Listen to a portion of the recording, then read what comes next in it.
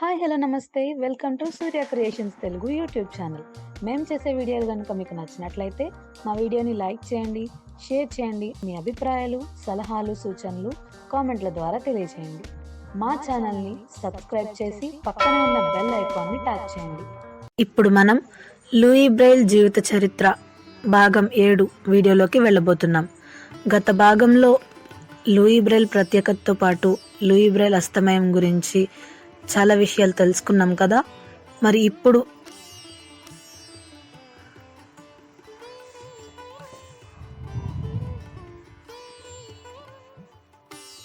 ఇక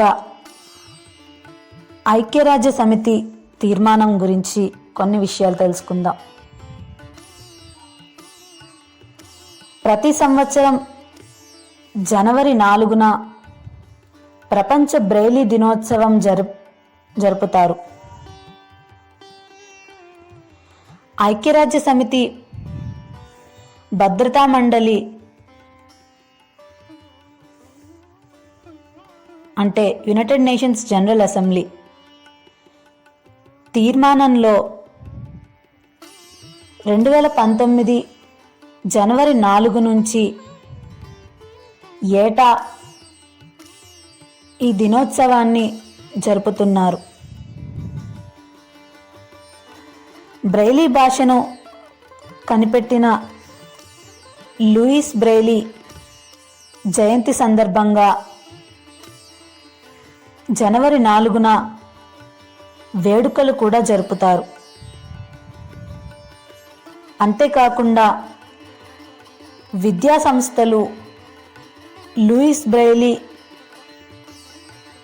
కృషిని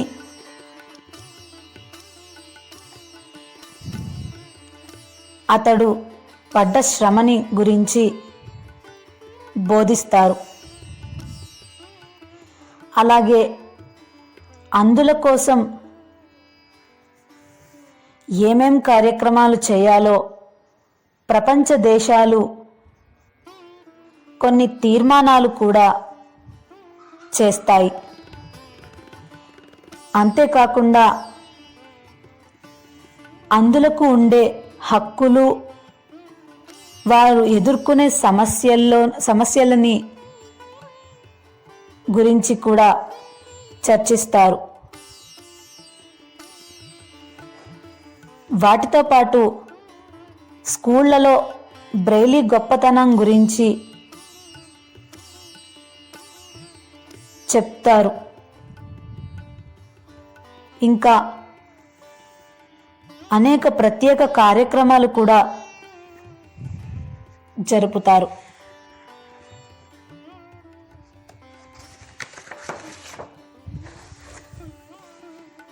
ఇక లూయిస్ బ్రెయిలీకి గుర్తింపు గురించి కొన్ని విషయాలు తెలుసుకుందాం.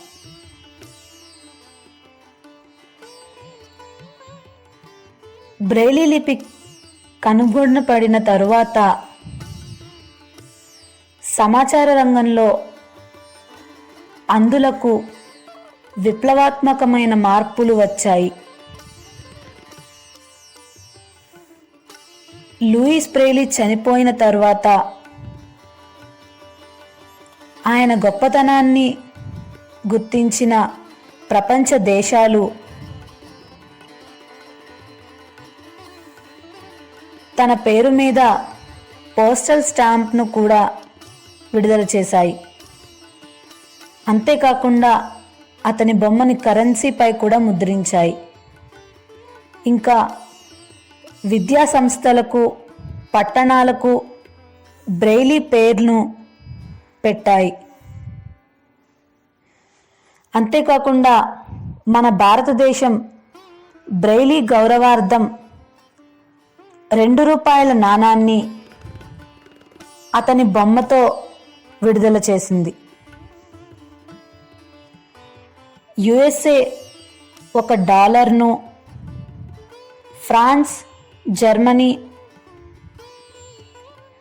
ప్రపంచవ్యాప్తంగా చెల్లుబాటయ్యే పోస్టల్ స్టాంప్ను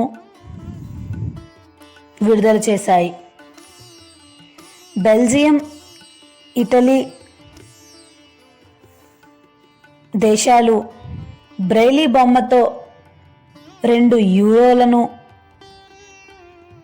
విడుదల చేశాయి.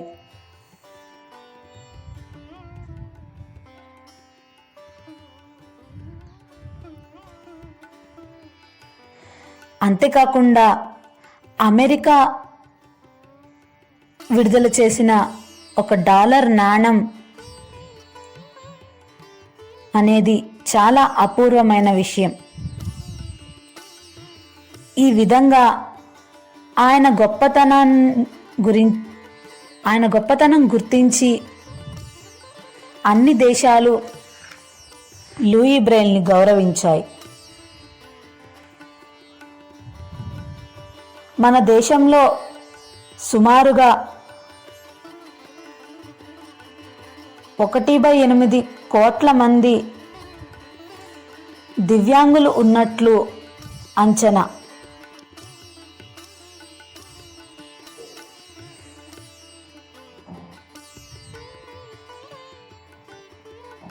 మన దేశంలో బ్యాంకులు, రెస్టారెంట్లు, హాస్పిటళ్ళు ఇంకా ఇతరిత్ర ప్రదేశాలలో అందులకు ఉపయోగపడే విధంగా వారి కోసం అనేక ఏర్పాట్లు చేస్తున్నారు. అందులకు సులభంగా అర్థమయ్యే విధంగా ట్రైన్లలోనూ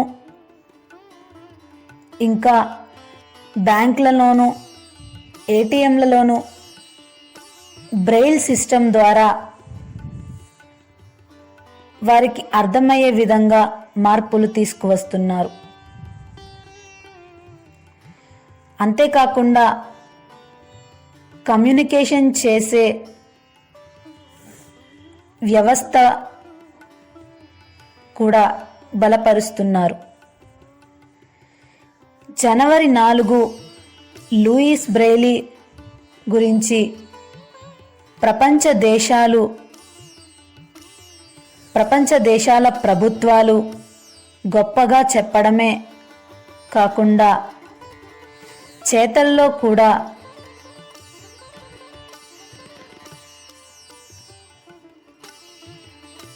దివ్యాంగులకు ఉపయోగపడే కార్యక్రమాలు చేస్తున్నాయి.